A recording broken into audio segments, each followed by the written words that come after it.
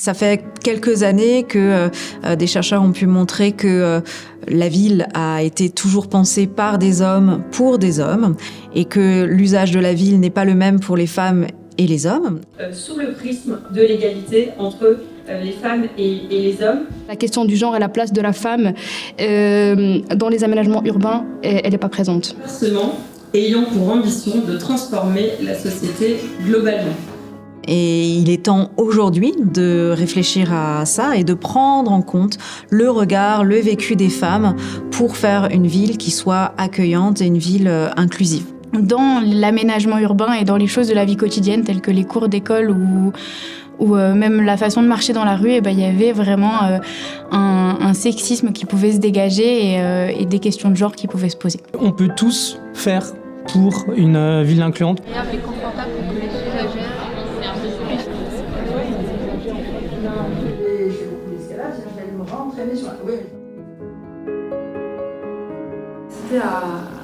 La première étape, c'est de lever le voile sur ces inégalités, de montrer que femmes et hommes n'ont pas le même usage de la ville et qu'il faut tenir compte de ces usages divers pour créer la ville la plus inclusive possible. Nouvelle directrice de territoire de l'Europe. Tout ça est vu et je pense qu'on a un rôle à jouer, nous, opérateurs. Qu'on soit un homme ou une femme, on peut tous décider de laisser la place aux personnes concernées, de faire un pas de côté, on peut tous y arriver et on peut tous s'approprier ce sujet.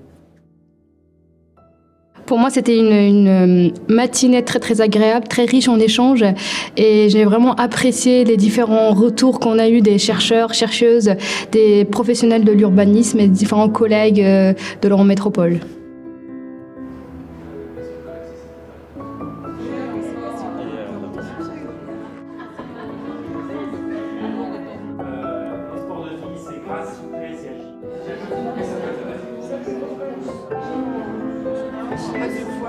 On a besoin du regard de tous les habitants et des habitantes.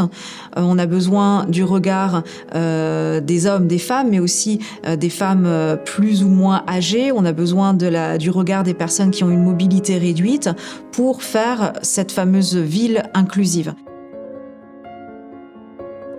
Pour moi, aujourd'hui, il y a un vrai enjeu d'améliorer les pratiques professionnelles en urbanisme et d'ouvrir plus le sujet du genre et de le mettre au centre du débat parce que je pense qu'il ne prend pas suffisamment de place.